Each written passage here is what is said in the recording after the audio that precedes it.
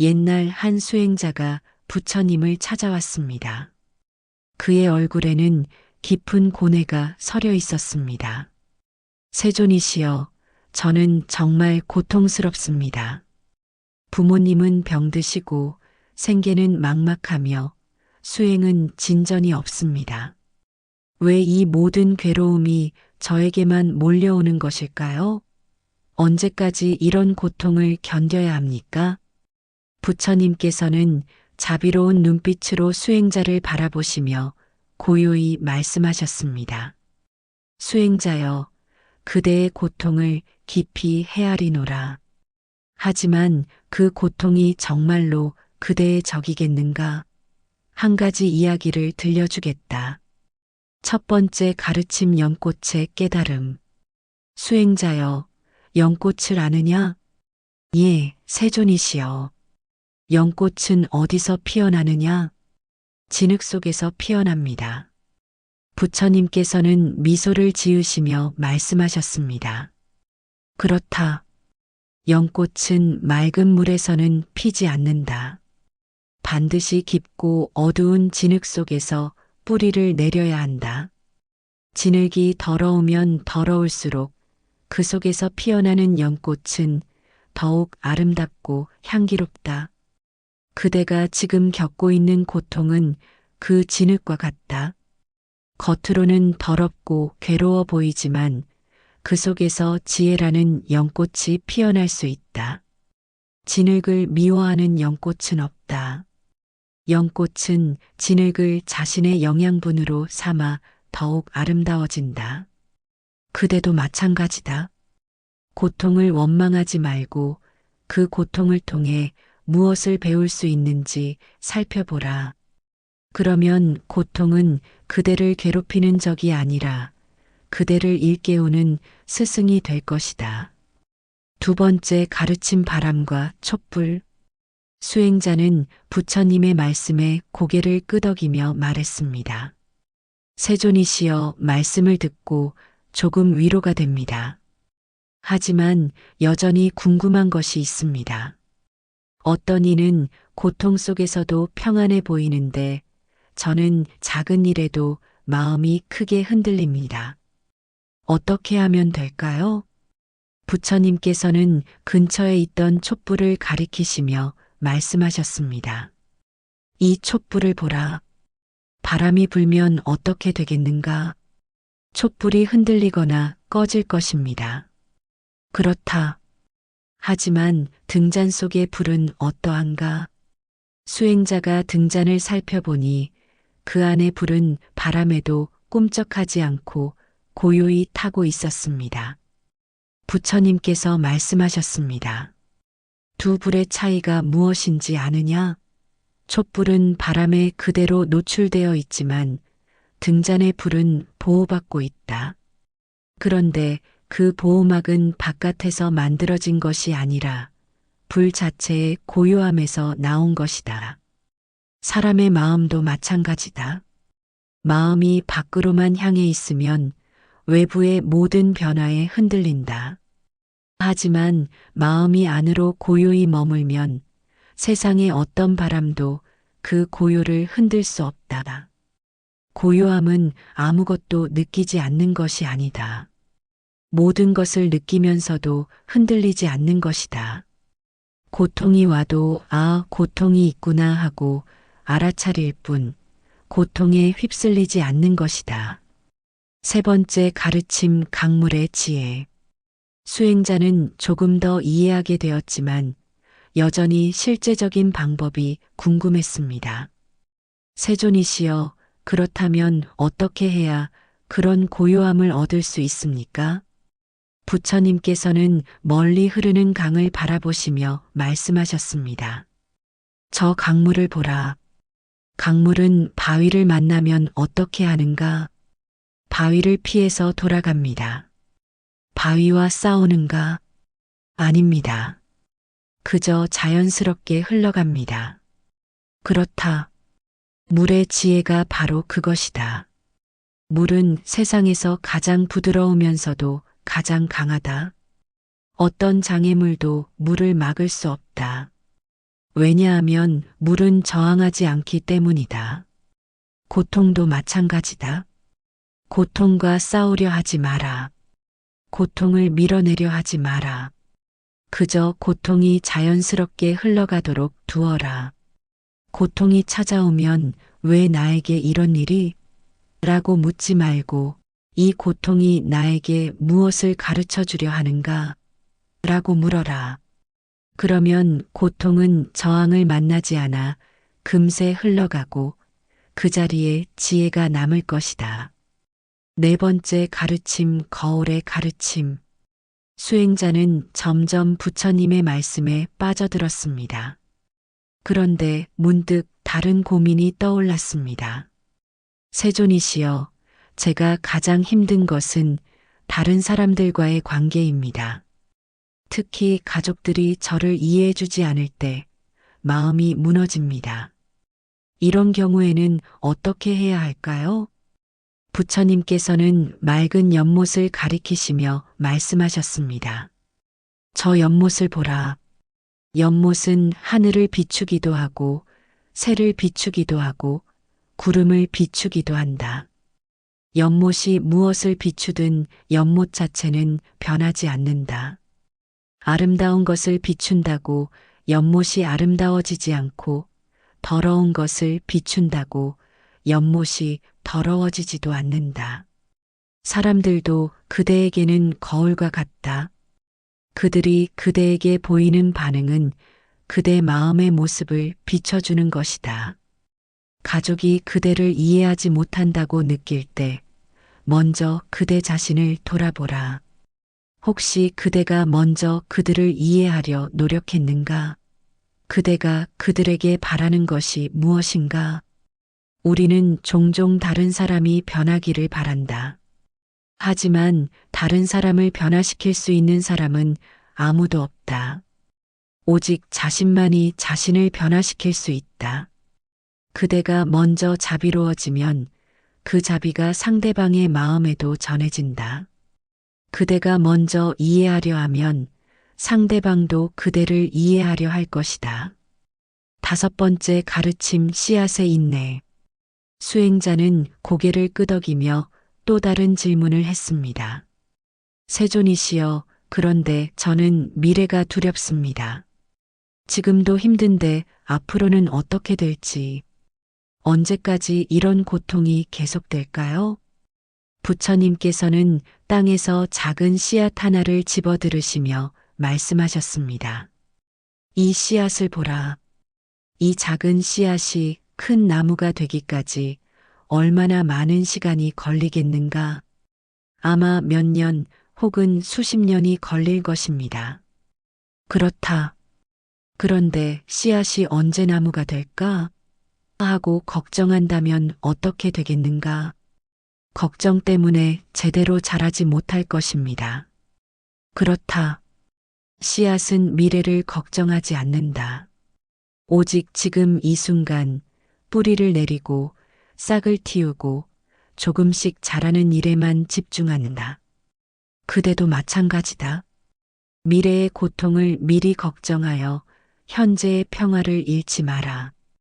과거의 고통을 붙잡고 있어서도 안 된다. 오직 지금 이 순간에 집중하라. 지금 이 순간 그대가 할 수 있는 일이 무엇인가? 호흡하는 것, 걷는 것, 누군가를 도와주는 것. 그런 작은 일들에 마음을 모으면 미래는 저절로 좋아질 것이다. 고통은 영원하지 않다. 모든 것은 변한다. 이것이 무상의 진리다. 지금의 고통도 반드시 지나갈 것이다. 여섯 번째 가르침, 달과 손가락. 수행자는 부처님의 말씀에 많은 위로를 받았습니다. 하지만 또 다른 의문이 생겼습니다. 세존이시여, 말씀을 들으니 고통을 대하는 마음가짐이 조금 달라지는 것 같습니다. 그런데 실제로 고통이 닥쳤을 때 이 모든 가르침을 기억할 수 있을까요? 부처님께서는 하늘의 달을 가리키시며 말씀하셨습니다. 저 달을 보라. 내가 손가락으로 달을 가리키고 있다. 그런데 만약 그대가 손가락만 보고 달을 보지 못한다면 어떻게 되겠는가? 달의 아름다움을 놓치게 될 것입니다. 그렇다. 내가 지금 하는 모든 말은 손가락과 같다. 진짜 중요한 것은 달, 즉, 그대 마음속의 지혜다. 말과 가르침에만 의존하지 마라. 그것들은 달을 가리키는 손가락일 뿐이다. 중요한 것은 그대 자신의 깨달음이다. 고통이 찾아올 때 부처님이 뭐라고 하셨지? 하고 생각하지 마라. 그 순간 그대의 마음을 고요히 하고 그대 자신의 지혜를 믿어라. 그러면 가르침은 저절로 떠오를 것이다. 진정한 가르침은 밖에서 오는 것이 아니라 그대 마음속에서 나오는 것이다. 7번째 가르침 연기의 깨달음. 수행자는 점점 깊이 이해하게 되었지만 아직 하나 더 궁금한 것이 있었습니다. 세존이시여, 그런데 왜 하필 저에게 이런 고통들이 찾아온 것일까요? 다른 사람들은 더 평안해 보이는데. 부처님께서는 바람에 흔들리는 나뭇잎들을 바라보시며 말씀하셨습니다. 저 나뭇잎을 보라. 어떤 잎은 높은 곳에 있고 어떤 잎은 낮은 곳에 있다. 어떤 잎은 햇빛을 많이 받고 어떤 잎은 그늘에 있다. 왜 그럴까? 위치가 다르기 때문입니다. 그렇다. 그런데 그 위치는 어떻게 정해진 것일까? 우연일까? 수행자는 잠시 생각하다가 대답했습니다. 아닙니다. 씨앗이 떨어진 곳, 바람의 방향, 다른 나무들의 위치, 수많은 조건들이 작용한 결과일 것입니다. 그렇다. 이것이 바로 연기의 법칙이다. 모든 일은 수많은 원인과 조건이 만나서 일어난다. 그대의 고통도 마찬가지다. 그대의 과거 행동, 현재의 마음가짐, 주변 환경, 다른 사람들과의 관계, 수많은 조건들이 모여서 지금의 상황을 만들어낸 것이다. 그러니 왜 나만? 이라고 생각하지 마라. 이 세상에 우연은 없다. 모든 것에는 이유가 있다.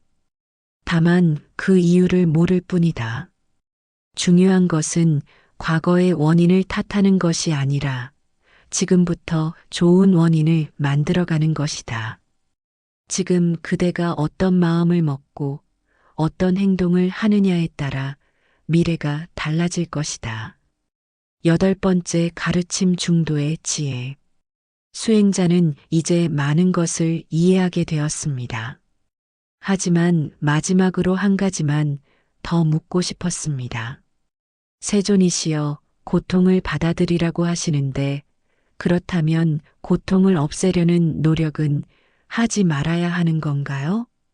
그냥 모든 것을 운명으로 받아들여야 하는 건가요?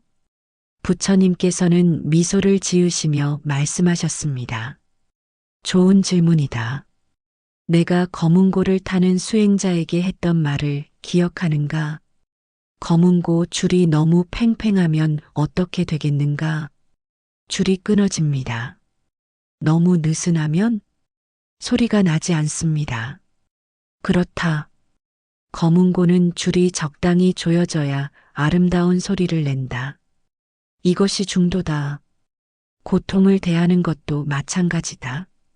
고통을 너무 거부하고 피하려 하면 오히려 더 큰 고통을 만들어낸다. 하지만 고통에 완전히 굴복하여 아무것도 하지 않는 것도 옳지 않다. 고통을 받아들이되 그 고통을 줄이기 위한 노력도 함께 해야 한다. 병이 나면 치료받되 병 자체를 원망하지는 말아야 한다. 가난하면 일하되 가난을 저주하지는 말아야 한다. 수용과 노력, 이 둘 사이의 균형을 찾는 것이 지혜다. 9번째 가르침 자비의 힘. 수행자는 이제 마음이 한결 가벼워졌습니다. 그런데 문득 다른 사람들이 생각났습니다. 세존이시여, 저는 이제 제 고통을 이해하게 되었습니다. 그런데 다른 사람들이 고통받는 것을 보면 어떻게 해야 할까요? 부처님께서는 자비로운 눈빛으로 말씀하셨습니다. 훌륭한 마음이다. 자신의 고통만 생각하던 그대가 이제 다른 이의 고통까지 염려하는구나. 그대가 고통을 통해 지혜를 얻었듯이 다른 이들도 자신의 고통을 통해 배워야 한다. 그대가 그들의 고통을 대신 겪어줄 수는 없다. 하지만 그대가 할 수 있는 일이 있다. 먼저 그들의 고통에 공감하라. 그들을 판단하거나 조언하려 하지 말고 그저 그들의 마음을 이해하려 하라. 둘째, 그대 자신이 평안함을 유지하라. 그대가 고통에 휩싸이면 다른 이를 도울 수 없다. 그대가 평안하면 그 평안이 다른 이에게도 전해진다. 셋째, 때가 되면 그대의 경험을 나누어라. 강요하지 말고 그들이 준비되었을 때 그대가 배운 지혜를 전해주어라. 이것이 진정한 자비다. 고통받는 이를 불쌍히 여기는 것이 아니라 그들도 고통을 통해 성장할 수 있음을 믿는 것이다. 10번째, 가르침 해탈의 길. 수행자는 이제 완전히 다른 사람이 된 것 같았습니다. 얼굴에는 평화로운 빛이 돌았습니다. 세존이시여, 정말 감사합니다. 이제 제 마음이 한결 가벼워졌습니다. 고통이 제 적이 아니라 스승이었다는 것을 알게 되었습니다. 부처님께서는 기쁜 마음으로 말씀하셨습니다. 그렇다. 그대가 이제 진정한 해탈의 길로 들어섰구나. 하지만 이것이 끝이 아니라 시작이다.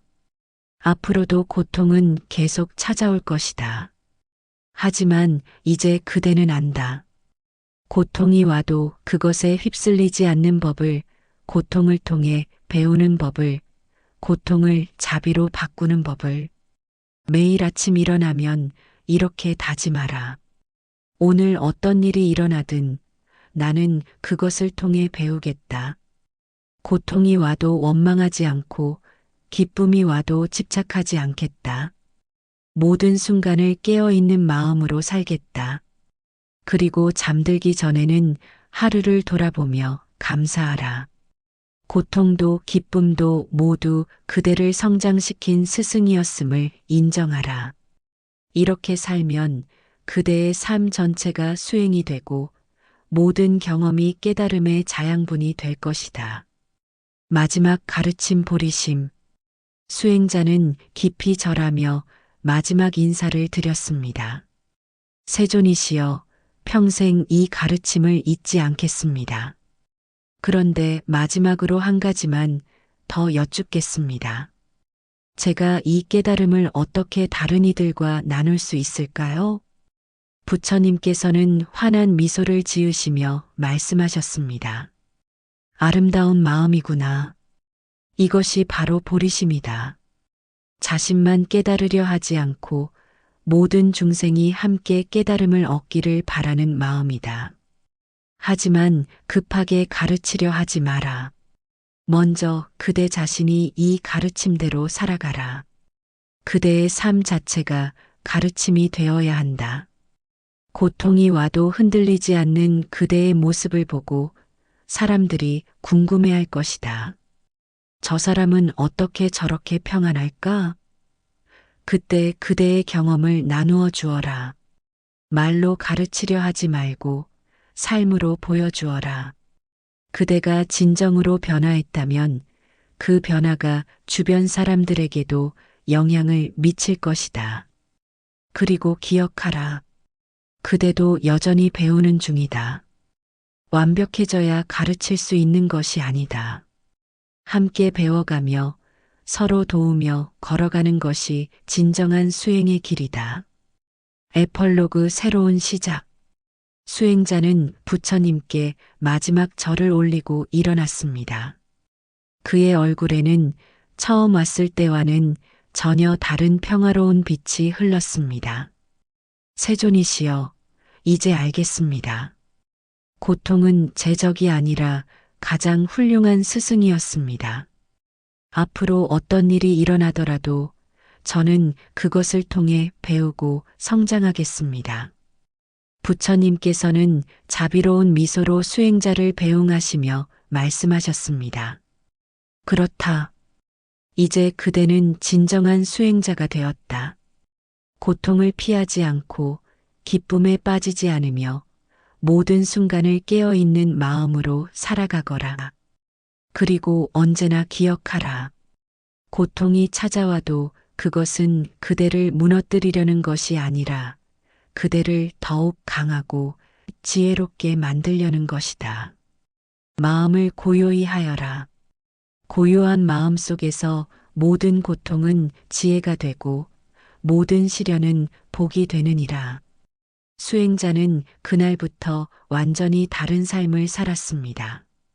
여전히 어려움은 찾아왔지만 이제 그는 그 어려움들을 원망하지 않았습니다. 오히려 감사하는 마음으로 받아들이며 그 속에서 배울 것을 찾았습니다. 그의 변화를 본 주변 사람들도 하나둘씩 그에게 조언을 구하기 시작했고 그는 부처님께 배운 그대로 자신의 경험을 나누었습니다. 고통을 두려워하지 마세요. 고통은 우리를 키우는 스승입니다. 중요한 것은 고통을 어떻게 바라보느냐입니다. 원망하면 고통이 되고 받아들이면 지혜가 됩니다. 이렇게 부처님의 가르침은 한 사람에서 시작되어 수많은 사람들에게 전해졌고 모든 이들이 고통을 지혜로 바꾸는 법을 배우게 되었습니다. 오늘도 세상 어딘가에서 고통받는 모든 이들에게 이 가르침이 전해지기를 그들도 고통을 통해 더욱 깊은 지혜와 자비를 얻게 되기를 간절히 기원합니다. 나무 아미타불